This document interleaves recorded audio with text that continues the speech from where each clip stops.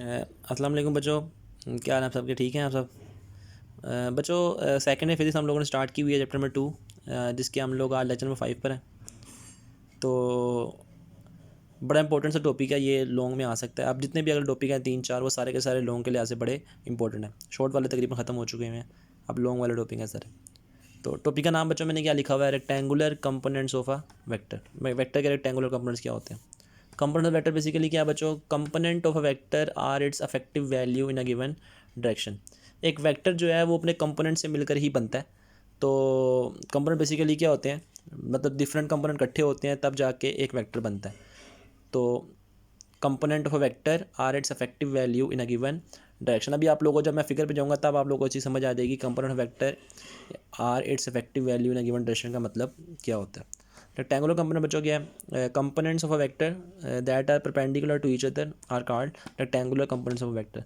वो वेक्टर जो एक दूसरे के साथ 90 डिग्री, सॉरी, वो कंपोनेंट्स ऑफ अ वेक्टर जो एक दूसरे के साथ 90 डिग्री का एंगल बनाते हैं उन्हें हम लोग क्या कहते हैं? Rectangular components of a vector कहते हैं। ठीक है। अब बच्चों, अब वेक्टर को हम लोग उसके कंपोनेंट में डिवाइड कैसे करते हैं? रेक्टेंगुलर कंपोनेंट में डिवाइड कैसे करते हैं? ज़रा गौर करिएगा, देखें। ये बच्चों गौर सुनिएगा, मैंने यहाँ पे एक फोर्स एफ शो की हुई है जिसको मैंने रिप्रेजेंटेटिव लाइन ओपी से बनाया हुआ है, और ये एंगल बना रही है थीटा। फिर बच्चों मैंने क्या किया, ये पॉइंट पी से मैंने एक परपेंडिकुलर ड्रा किया पी एन वाई एक्सिस के ऊपर, और पी एम ड्रा किया एक्स एक्सिस के ऊपर।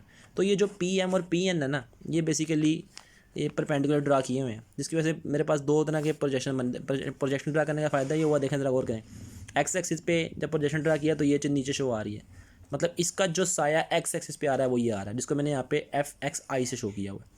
और इसका जो साया वाई एक्सिस के ऊपर आ रहा है वो बेसिकली ओ से लेकर एन तक है, उसको मैंने एफ वाई जे से शो किया हुआ है। तो बच्चों ये जो एफ एक्स आई और एफ वाई जे है ना, ये कंपोनेंट होते हैं।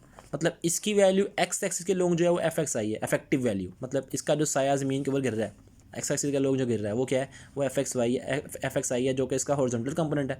और इसका जो साया वाई एक्सिस के ऊपर गिर रहा है वो जो कि एफ वाई जे है, और वो बेसिकली क्या है? वर्टिकल कंपोनेंट है। मैंने यहाँ पे एफ एक्स के साथ आई और एफ वाई के साथ जे इस वजह से लगाया क्योंकि ये जो एफ एक्स है ये हॉरिजॉन्टल कंपोनेंट है, अलोंग एक्स एक्सिस है, तो along x axis direction show करनी हो, साथ यूनिट वेक्टर लगाते हैं आई। और एफ वाई जो है वो लॉन्ग वाई एक्सिस है, और वाई के लॉन्ग मैंने किसी कंपोनेंट की डायरेक्शन शो करनी हो तो हम शो करते हैं एफ वाई जे से। एक और चीज़ गौर करें, ओ एन और एम पी दोनों बराबर हैं। मतलब ओ एन भी अगर एफ वाई जे है तो एम पी भी एफ वाई जे होगा, और ओ एम एफ एक्स आई है तो एन पी भी एफ एक्स आई होगा, लेकिन यहाँ पे वो यूज़ नहीं होना एन पी। ठीक है, आई होप सो यहाँ तक समझ आ गई होगी। कंपोनेंट बेसिकली क्या होते हैं? The effective value of a vector in a given direction is are called component of vector. Rectangular components क्या होते हैं? The component of vector that are perpendicular to each other. वो कंपोनेंट जो एक दूसरे के साथ 90 डिग्री का एंगल बनाते हैं। जैसे यहाँ पे गौर करें, ये एफ एक्स और एफ वाई आपस में 90 डिग्री का एंगल बना रहे हैं, तो कंपोनेंट कौन से होंगे? रेक्टेंगुलर कंपोनेंट्स होंगे। किस तरह स्प्लिट करते हैं? जो भी रिप्रेजेंटेटिव लाइन है उसे आपने दो परपेंडिकुलर ड्रा किए हैं, पी एम ड्रा किया वाई एक्सिस के ऊपर, पी एम ड्रा किया एक्स एक्सिस के ऊपर। तो ये जो एफ एक्स आई और एफ वाई जे आई क्या है? इसके रेक्टेंगुलर कंपोनेंट्स हैं। मैंने यहाँ पे थ्योरी में सारा ये बताया है बच्चों। अब अगर आप हेड टू टेल रूल देखें ओ एम और एम पी, तो ये मेरे पास ओ पी जो है ना, ये मेरे पास रिजल्टेंट वेक्टर है किसका? ओ एम का और एम पी का। तो भाई हेड टू टेल रूल देखें ज़रा, O M plus M P is equal to O P लिख दिया। लेकिन ओ एम तो मेरे पास बच्चों किसके इक्वल है? ओ एम मेरे पास एफ एक्स आई के इक्वल है, एम पी मेरे पास जो है वो एफ वाई जे के इक्वल है, और ओ पी मेरे पास जो है वो एफ के इक्वल है। तो F is equal to F X I plus F Y J होगा। तो ये मेरे पास था, मैंने उसको फोर्स निकाली F X I plus F Y जे। अब कंपोनेंट के आंसर कैसे निकालेंगे? देखें ज़रा गौर करें। उसके लिए बच्चों मैंने यहाँ साइड पे फिगर बनाई हुई है, देखें ज़रा गौर करें। ये ओ एम पी मैंने यहाँ पे शो किया हुआ है, ओ एम पी, जिसमें ओ से लेके एम तक का डिस्टेंस एफ एक्स है, एम से लेके पी तक का डिस्टेंस एफ वाई है, और ओ से लेके पी तक का डिस्टेंस एफ है। ये मैंने भी पीछे वाली फिगर कोई यानी एक्सटेंड करके बनाया हुआ है यहाँ पे। Now triangle O M P मैंने रेशियो लगाई है साइन की। साइन को हम लोग ऐसे याद रख सकते हैं, sine theta is equal to perpendicular of hypotenuse. हम लोगों ने ऐसे याद रखा हुआ है, some people have P perpendicular angle के सामने होता है एफ वाई, और हाइपोटेनियस 90 के सामने होता है, 90 के सामने एफ है। तो एफ वाई के ऊपर नीचे एफ आ गया, एफ वहाँ पे जाके साइन थीटा से क्या हो जाएगा? फिर मल्टीप्लाई हो जाएगा, तो एफ वाई इक्वल टू क्या आ जाएगा? एफ साइन थीटा आ जाएगा। और कोस की बात करें, करली ब्राउन हेयर्स क्या कहते हैं? करली, सी से करली, बी से ब्राउन, एच से हेयर। तो कोस थीटा बेस यहाँ पे बच्चों एफ एक्स है, और हाइपोटेनियस अगेन एफ है, तो एफ एक्स ओवर एफ हो गया, एफ वहाँ पे जाके कोस से मल्टीप्लाई होगा, एफ एक्स इक्वल टू क्या आ जाएगा? एफ कोस थीटा आ जाएगा। आई होप सो यहाँ तक क्लियर हो गया होगा। ये मेरे पास कंपोनेंट के आंसर आ गए हैं, F Y equal to F sine theta और F X equal to F cos theta. अब नेक्स्ट बच्चों एक चीज़ है determination of vector from its rectangular component. ये तो था ना कि हम लोग कंपोनेंट कैसे निकालते हैं। अब बाजू का ऐसा होता है वो आप लोग कंपोनेंट दे देता है और आप लोगों से कहता है वो वेक्टर निकालना है जिसके कंपोनेंट आप लोग को दिए हुए हैं। तो उसका तरीका बच्चों वही फिगर है ट्रायंगल ओ एम पी मैंने यहाँ पे शो की हुई है। Pythagoras theorem hypotenuse square is equal to perpendicular square plus base square. Hypotenuse F है, परपेंडिकुलर एफ वाई है, बेस एफ एक्स है। तो F square equal to F X के plus F Y square. Square खत्म करने के लिए मैंने अंडर रूट ले लिया इधर भी और इधर भी। एफ का आंसर क्या आ गया under root F X square plus F Y square. और डायरेक्शन निकालने के लिए हम लोग टेंजेंट की रेशो यूज़ करते हैं। टेंजेंट का फार्मूला हम लोग कैसे याद रखते हैं थ्रू प्रॉपर ब्रशिंग। साइन कैसे याद रखते हैं सम पीपल हैव। कोस का करली ब्राउन हेयर्स और टेंजेंट का थ्रू प्रॉपर ब्रशिंग। तो tangent is equal to perpendicular base, perpendicular F Y है और बेस एफ एक्स है। तो टेंजेंट थीटा आ जाएगा F Y over F X. तो थीटा वहाँ टेंजेंट वहाँ पर जाएगा हो जाएगा इन्वर्स हो जाएगा। तो इसको यूज़ करके हम लोग डायरेक्शन निकाल सकते हैं। दोबारा सुन लें कंपोनेंट क्या होते हैं। Component of vector are its effective value in given direction, ठीक है। और रेक्टेंगुलर कंपोनेंट जो एक दूसरे के साथ एंटी कैंगल बनाते हैं।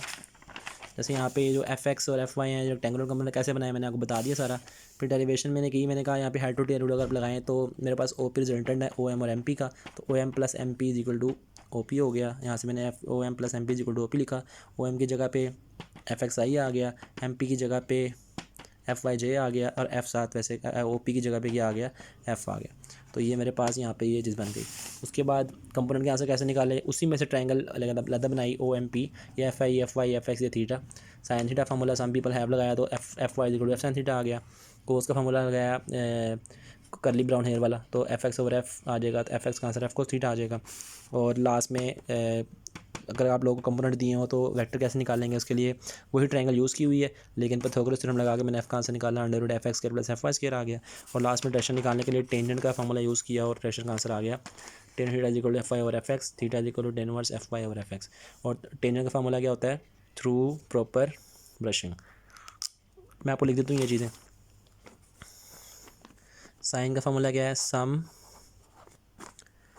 पीपल हैव, इसको हम लोग कहते हैं साइन परपेंडिकुलर और हाइपोटेनियस करली ब्राउन हेयर्स। इसको हम लिखते हैं कोस करली से की सी आ गया, बी बेस आ गया और हेयर्स का एच आ गया। और लास्ट में through proper brushing through tangent proper P brushing B. तो इस तरह से बच्चों हम लोग फार्मूले के याद आ सकते हैं। तो आई होप सो समझ आ गया होगा आप लोग, आसान से ही मुश्किल नहीं है। इसको बस एक बार रीड आउट कर लीजिएगा, ठीक है। और देख लीजिएगा इसको सारे को सही तरह से। अल्लाह हाफिज़, अपना ख्याल रखिएगा।